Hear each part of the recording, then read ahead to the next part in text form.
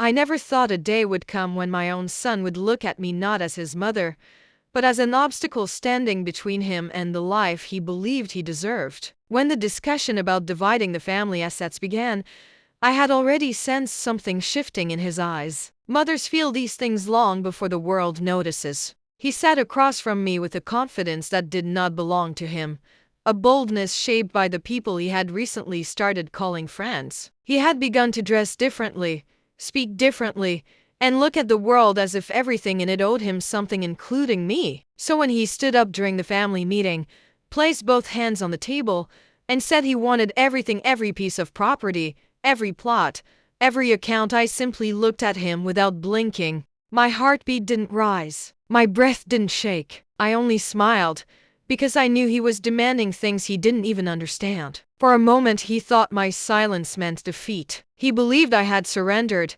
that I had grown too old and tired to resist. His wife sat beside him, her chin slightly raised, as if she had already planned how she would redecorate the house I built with my own hands. My relatives began whispering among themselves, some shocked, some amused, some quietly waiting for a scene. But inside me there was no anger, there was no pain, only a deep, heavy sadness that my own child, the boy I carried for 9 months, the boy whose fever I stayed awake through countless nights treating, the boy for whom I skipped meals so he could eat, was now claiming everything I had built over a lifetime, as if I was already gone. I looked at him, and he looked away. That was the first sign he knew he was wrong. Guilty children always look away. If that's what you want, I finally said, my voice calm like still water, then take it.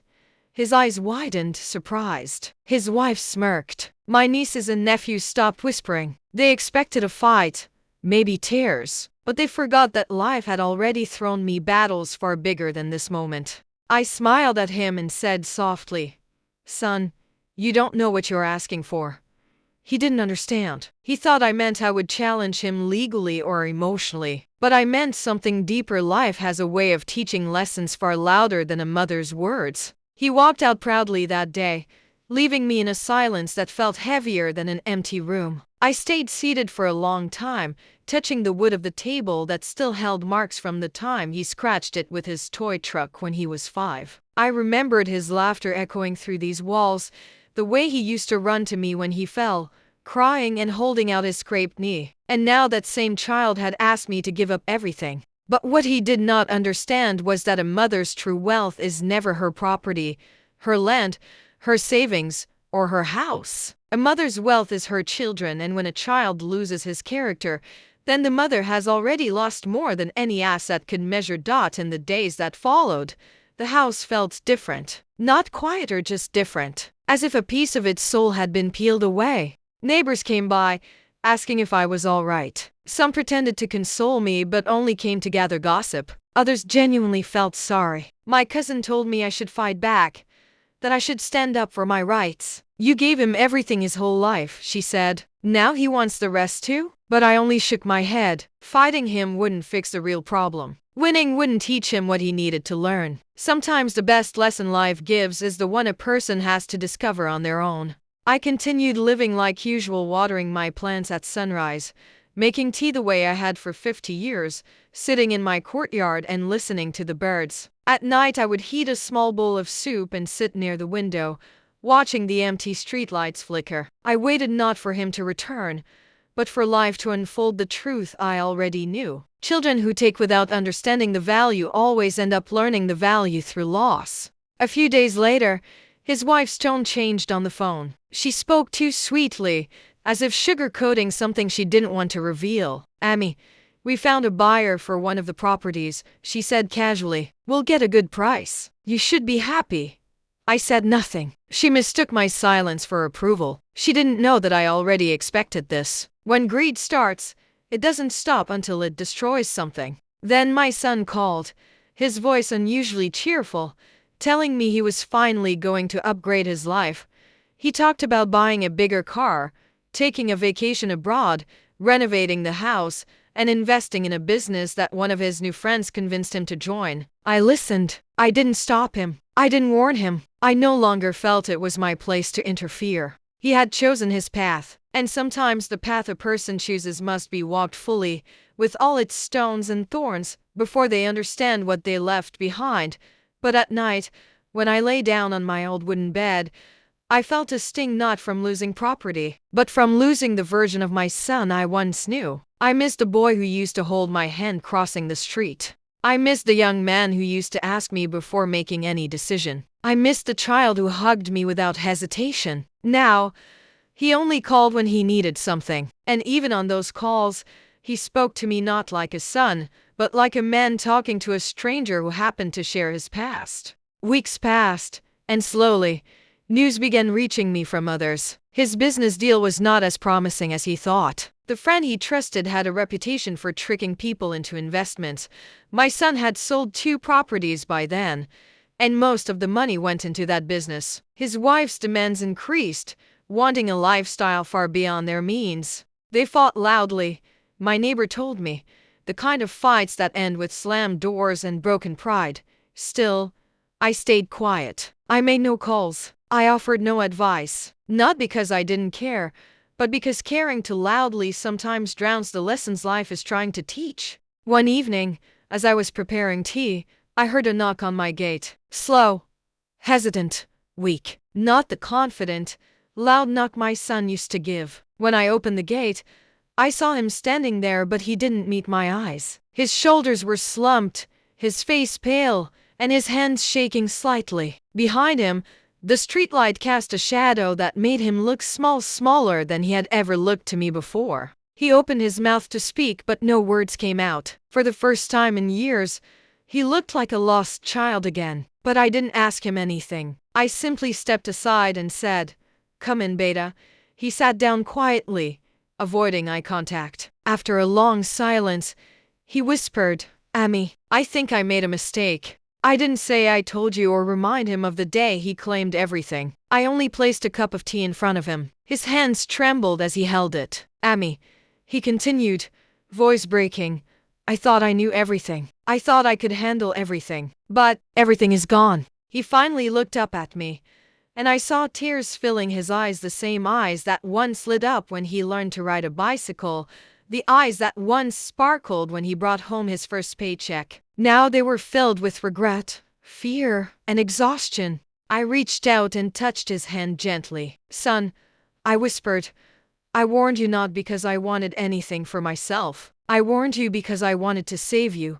His tears fell onto the table, and he nodded, unable to speak. At that moment I realized something important. You can lose land, houses, money, none of it matters. What matters is seeing your child return with the understanding that character is worth more than wealth, and wisdom is worth more than pride.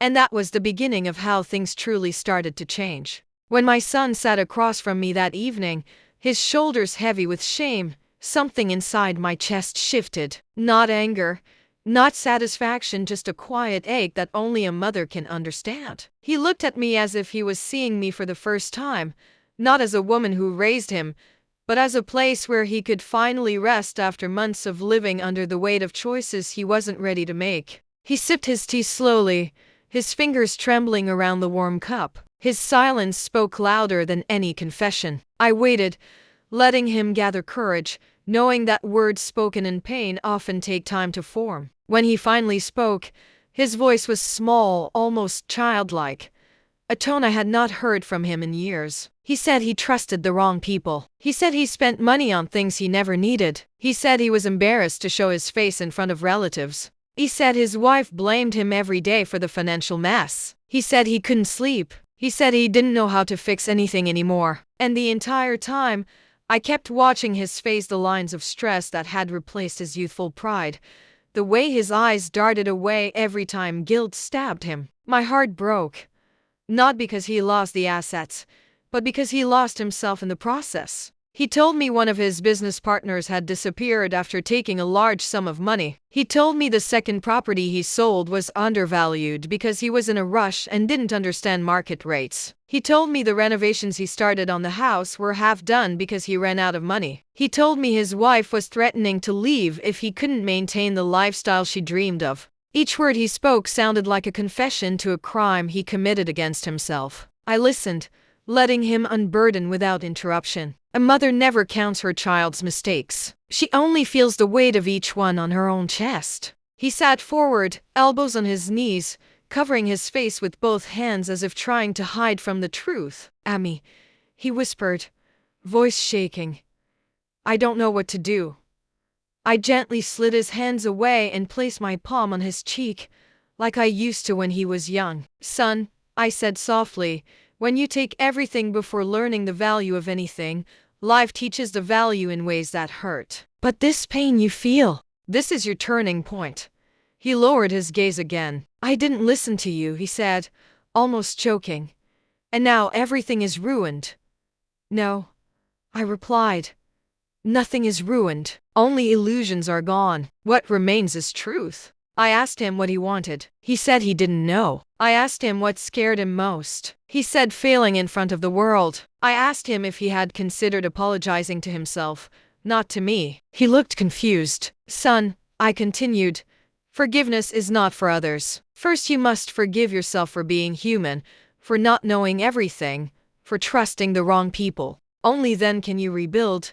My words softened him. He blinked rapidly, holding back tears that still fell one by one. He wasn't proud anymore. Pride had melted away, and what sat before me was a man stripped of ego, left only with the raw truth of his choices. He stayed the night, sleeping in his old room. It felt strange hearing footsteps in the hallway again, footsteps I had grown used to living without. I stood by his doorway after he fell asleep, watching him breathe deeply like he used to after tiring days of playing outside as a child. The moon reflected softly on his face, and I wondered when he grew up, and when he got lost, and how a mother is expected to hold both memories of the child he was and the man he became inside one heart. The next morning, he woke early and found me in the kitchen. For the first time in months, he said, "Amy, can I help you?" And something as simple as that felt like the beginning of healing. As we had breakfast, he admitted he was scared to return home because he didn't know how to face his wife. He said she didn't understand struggle, that she pressured him constantly to maintain appearances. He said he sometimes felt like he was living someone else's life, not his own. I didn't speak badly about her. That's not a mother's place. Instead, I asked him gently, "And what do you want, Beta?" He had no answer. A few days passed like this. He stayed with me, going back home only occasionally to check on things. He spent mornings quietly in the courtyard, staring at the sky as if searching for answers written in the clouds. Sometimes he helped me in small tasks, watering plants, fixing small things around the house, clearing old shelves. Every task he did reminded me of the boy who used to run around with a tiny toolbox, pretending to be a mechanic. I saw glimpses of that boy again, not in his face, but in his sincerity. One evening he asked if I would walk with him to the market. On the way, he admitted he had been avoiding neighbors because he was embarrassed. "Beta," I said gently, "this world forgets quickly. People talk because talking costs nothing. Let them say what they want. Your life is not built on their opinions." He nodded slowly. We bought vegetables and some small household items. When the shopkeeper greeted him warmly, he seemed surprised, perhaps because he expected judgment. That's when he learned the world is not as cruel as our fears make it. Later that night, as we sat in the courtyard sipping tea, he asked if I thought he could ever rebuild what he lost. I looked at him and said, "Yes, but not the way you think. You won't rebuild wealth. You will rebuild character. And when character rebuilds, wealth follows naturally." He didn't fully understand yet, but he listened with a seriousness I hadn't seen in a long time. Days turned into weeks. My son found small work helping a friend in a shop, not prestigious, not glamorous, but honest. He was ashamed at first, but I reminded him that every mountain begins as dust. His wife, however, was not pleased. She visited one day, sitting stiffly as if the chair offended her. She complained about their financial situation, blamed him for everything, and implied that my advice and softness made him weak. I stayed quiet. When she left, my son apologized repeatedly. I told him there was no need. People show their true colors when times are difficult. That is not something to be angry about. It is something to learn from. Slowly, something began changing inside him. He became quieter, not defeated, but thoughtful. He spent more time reflecting, less time pretending. He stopped meeting the so-called friends who once pushed him into bad decisions. He started taking small but sincere steps toward rebuilding his dignity, helping in the shop, learning basic business skills, making notes, asking questions. He treated money differently now. Every rupee mattered. Every choice mattered. One evening, he came to me holding a notebook filled with calculations. He sat beside me and said, "Amy, I made a plan." He explained how he wanted to start a small but steady business, something simple, manageable, and grounded. Not big dreams, not risky investments, just a humble beginning to prove to himself that he could rise again. I listened with a warm heart. This was the son I had raised, not the greedy boy who walked away with everything, but the man who now understood what everything truly meant. But life wasn't done testing him yet. The next day, he received news that his remaining land, one he hadn't sold, was under dispute due to old paperwork issues. He panicked, thinking he would lose the last thing he had left. He sat down, holding his head, sweating and shaking. I sat beside him and said gently, "Beta, sometimes when life removes every wrong foundation, it is because it wants you to build a new one correctly."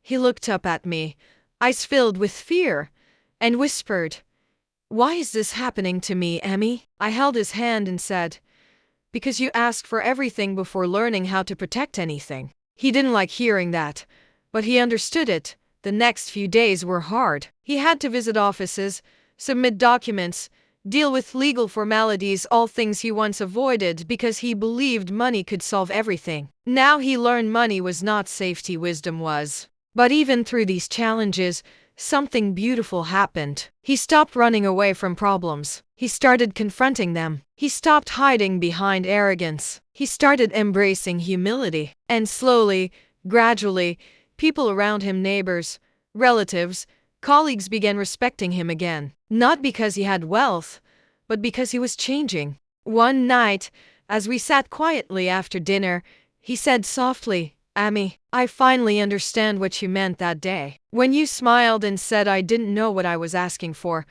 I smiled gently, placing my hand on his arm. "And now?" I asked. He breathed deeply and said, "Now I know I lost everything because I didn't know the value of anything."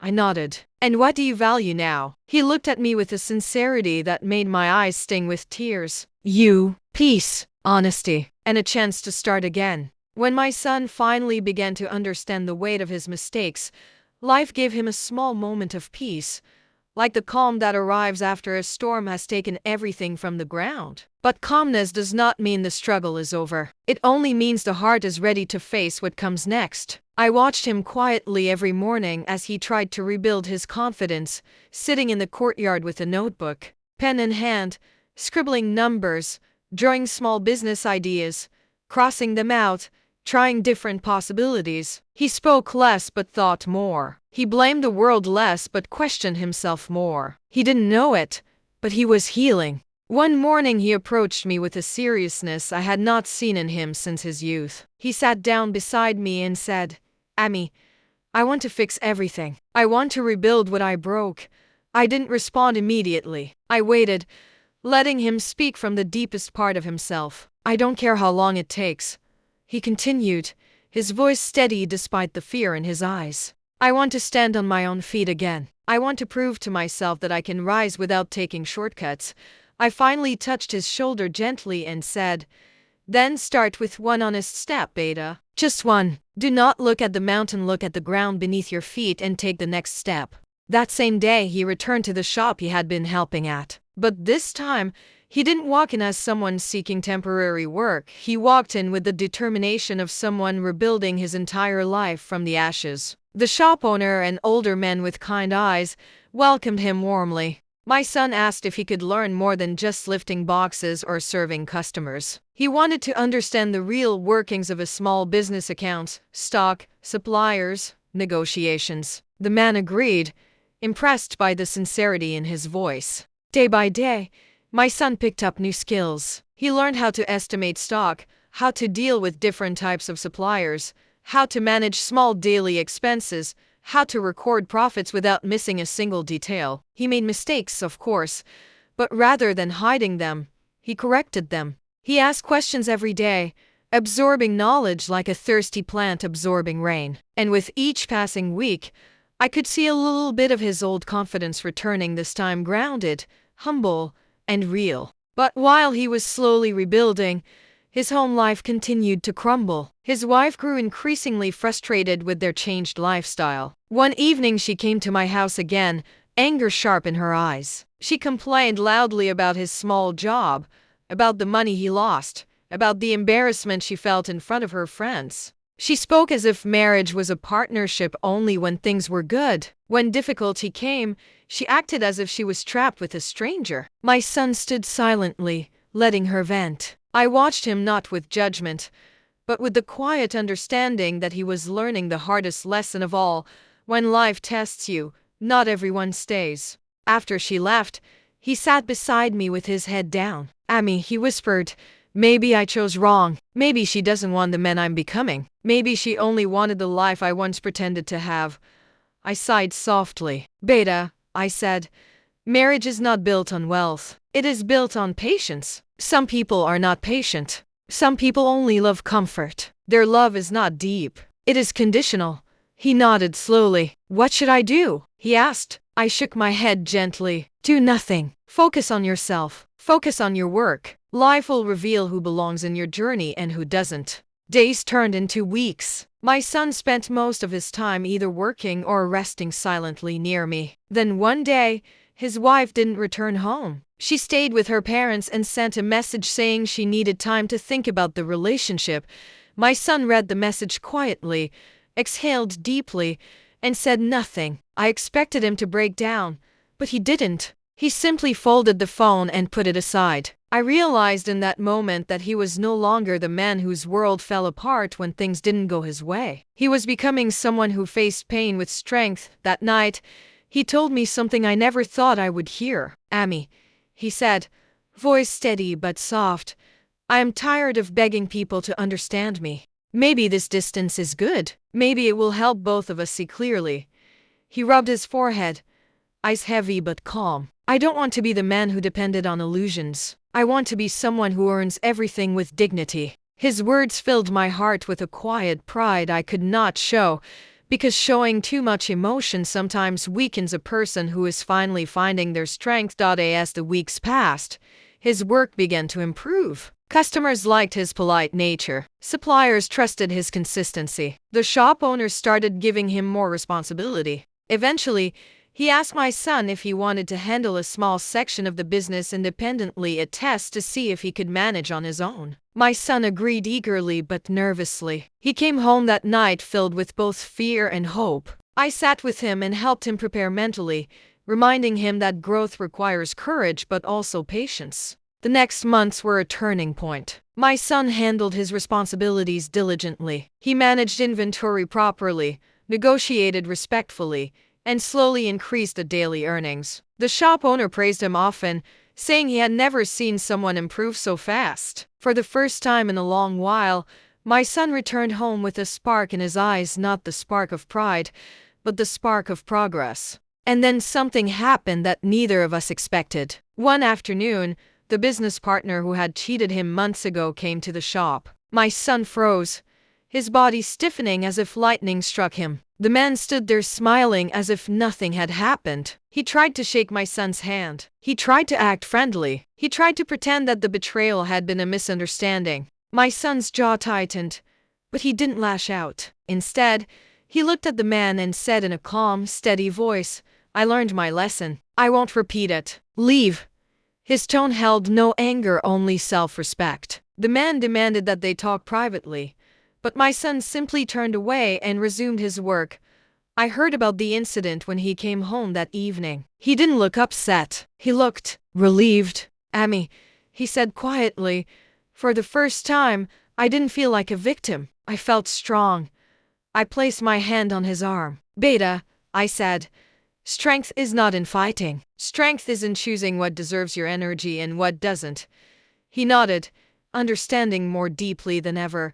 Meanwhile, his wife still hadn't returned. Occasionally she sent a short message, not out of concern but to complain. Then one day she unexpectedly arrived. She walked into my home, greeting no one, her expression tight. My son stood up immediately, unsure if he should be happy or anxious. She sat down and began talking mostly about herself, about how difficult it was for her to watch her friends progress in life while she was stuck, about how she wasn't built for small living. My son listened patiently. When she finally paused, he spoke gently but firmly. "If wealth is the only thing you want," he said softly, "then maybe I am not the man you need." She stared at him, shocked. My son continued, "I am rebuilding my life, but not to impress anyone. I am rebuilding it to become the man I should have been. If you want to walk with me, walk with me. If not, then go." His voice trembled slightly, but his resolve did not. She didn't respond immediately. She simply stood up and left, this time without slamming the door. She had no answer because she had never seen this version of him before, a version that didn't beg, didn't plead, didn't break. A version that had finally grown up. After she left, he sat beside me quietly. I expected sadness, regret, or fear, but he only exhaled deeply and said, "Whatever happens now, I will face it." At that moment, I realized he had finally learned the lesson life had been trying to teach him from the day he claimed everything. Responsibility without wisdom destroys you. Wisdom without arrogance rebuilds you. In the weeks that followed my daughter-in-law's departure, the atmosphere around my son changed in a way I had never seen before. It was as though life had placed him on a quiet road where every sound, every thought, every moment demanded reflection. He no longer rushed through his days. He no longer spoke without thinking. He no longer allowed pride to speak for him. Instead, he observed more than he reacted, and that was the first sign that his inside had shifted forever. He continued working at the shop, and though the income was small, the respect he earned was significant. People notice his sincerity. They notice how he showed up early, stayed late, handled difficult customers with patience, and took responsibility for every task without complaint. Slowly, the shop owner trusted him with more and more duties, managing inventories, handling cash, talking to suppliers. It wasn't wealth, but it was growth. And growth, no matter how small, is still progress. One evening, as he returned home, I noticed something different in his walk. He wasn't tired or defeated. He seemed quietly content. He washed his hands, sat down to eat, and said, "Ami, today the shop owner told me something I won't forget." He washed his hands, sat down to eat, and said, "Ami, today the shop owner told me something I won't forget." He said, "A man who falls and stands again becomes stronger than a man who never fell." I smiled softly. "And do you believe that?" He looked down at his food, then up at me. "Yes," he said, "I finally do." But life still had one more test waiting for him, a test not of money, but of heart. One afternoon, as he was closing the shop, two men arrived, claiming to be from a company he once invested in, the company that cheated him. They wanted him to sign some documents to clear old issues. My son felt his stomach twist. He recognized the tactic. They wanted to push blame onto him. They wanted him to shoulder responsibility for failures that weren't his. The old version of him, the fearful, gullible version, might have signed the papers out of panic. But this new version stood firm. "I won't sign anything," he said calmly. Not without understanding it completely. The men grew irritated. They tried to intimidate him. They spoke loudly. They used big words. They tried to make him feel inferior. But he didn't bend. He simply replied, "If there is a legal matter, send it through the court. I'm not signing anything today." His tone was steady, unmoved. When he returned home and told me what happened, I saw something powerful in his eyes. Self-respect. Not pride, just dignity. The kind that comes from surviving storms and learning who you really are afterward. Days passed quietly after that. The men never returned. Perhaps they realized he was no longer the easy target he once had been. And every time my son overcame a test, I felt a part of him stitching itself back together slowly, quietly, but firmly. But while he was rebuilding, something else began happening, something he didn't notice. But I did. My son started spending more time with me. Not out of obligation, not out of dependence, but simply because he enjoyed the peace. We drank tea together in the evenings. He helped me cook simple meals. He asked questions about life that he never asked before, not about money or property, but about relationships, patience, and authenticity. He was unlearning old habits and relearning what mattered. One night, he sat beside me and said something that touched me to the core. Amy, I wasted years chasing things that had no value. I wanted to be seen. I wanted to look successful. But now I just want to live honestly. I want to be someone you're proud of. My eyes softened. Beta, I whispered, I was always proud of you. Even when you took everything. Even when you made mistakes. Not because of your choices, but because you're my son. A mother's pride is not based on perfection. He lowered his head, wiping his eyes quietly, embarrassed that tears still came easily. But those tears were not weakness. They were a sign that his heart was becoming softer, deeper, wiser. His wife, meanwhile, had gone silent. Weeks turned into more weeks with no word. My son didn't chase her. He didn't beg her to return. He didn't argue or explain. He simply focused on rebuilding himself. And sometimes the best answer life gives is silence, the kind that reveals truths without saying anything. Then one afternoon, she appeared unexpectedly. She walked into my courtyard dressed nicely, her makeup perfect, her expression unreadable. My son was inside fixing a shelf. She stood there impatiently, tapping her foot, expecting him to rush out. But he didn't. For the first time, he did not drop everything for her. When he finally stepped out, he greeted her calmly but not desperately. She said she wanted to talk. He agreed, but his tone lacked the insecurity she was used to. They spoke for nearly an hour, but I stayed away, letting him handle his own life without my interference. Later, he told me everything. She said she wanted to come back, but not out of love. She wanted to come back because her parents pressured her. She wanted the old life again. She wanted the lifestyle he no longer had. She wanted the illusion, not the reality. My son listened quietly. When she was done, he asked her the one question that finally revealed the truth. Do you want me, or do you want the life you imagine I could give you? She didn't answer. Silence was her answer. My son nodded gently. Then go, he said, because I want a life built on truth, not expectations. She left, this time with finality. When he returned inside, he didn't break. His shoulders didn't collapse. His voice didn't tremble. He simply said, Amy, some relationships are not lost, they are revealed. I touched his head softly. Yes, Beta, that is the truth. After her departure, an unexpected lightness entered the house. Not because she was gone, but because the emotional weight she carried with her had finally left his chest. He could breathe again. He could think clearly. And with clarity comes direction. One evening, he came home with papers, official documents. He placed them in front of me. Amy, he said, the land issue got resolved. The last property is safe. I looked through the papers slowly, making sure everything was correct. When I looked up, his eyes were shining not with greed, but with gratitude. Gratitude not for the property, but for the chance to rebuild properly. He sat down across from me and said, Amy, I want to do something with this land. Something honest. Something stable. Something small but ours.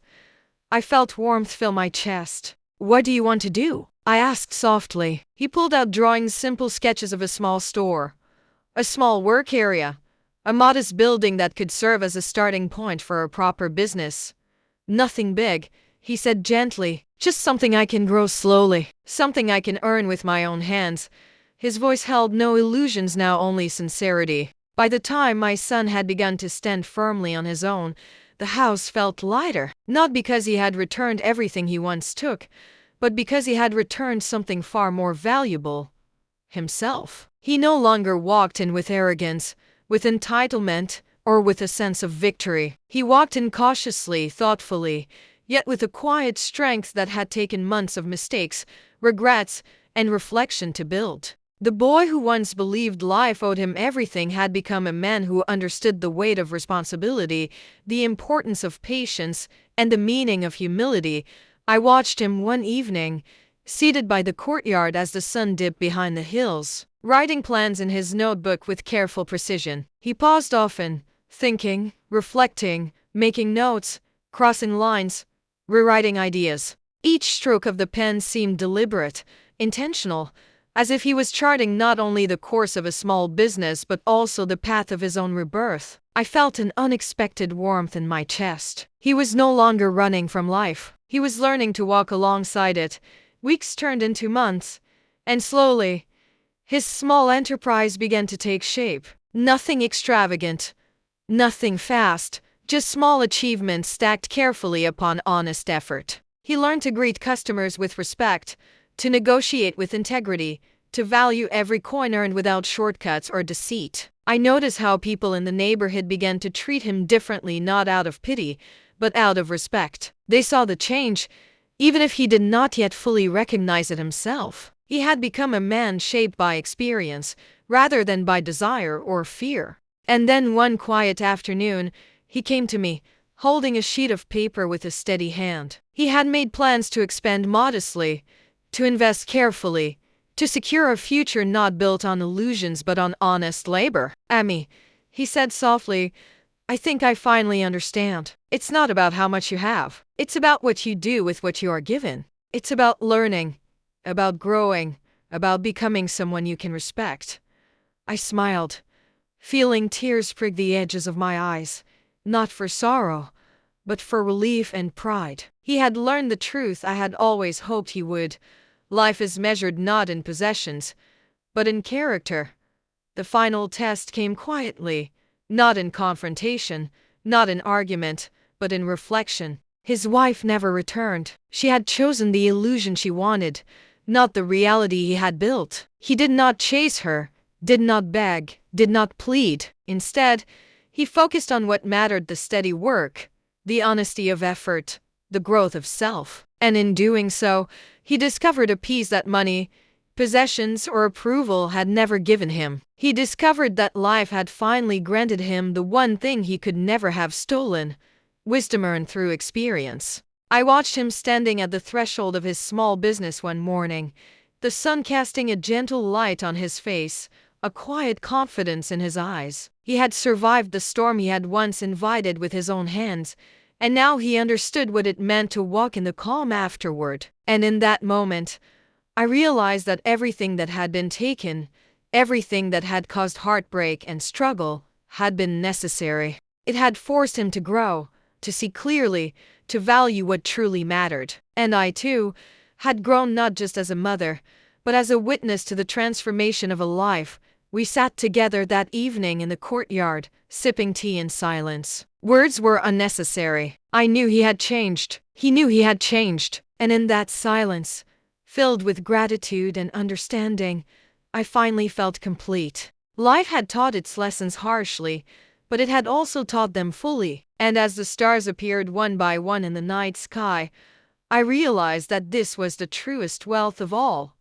A child who has learned, a heart that has endured, and a life rebuilt from the ashes of mistakes. The story had come full circle. My son had claimed everything once, but in the end, he had learned the one thing no signature or inheritance could ever give him: the knowledge of his own worth, the humility to grow, and the wisdom to walk forward with courage. And in witnessing this, I understood, finally, that even after everything, love and patience are never wasted, and even when hearts are tested, life has a way of restoring balance in ways we cannot always predict. If you want to hear more heartfelt stories like this, don't forget to subscribe to my channel.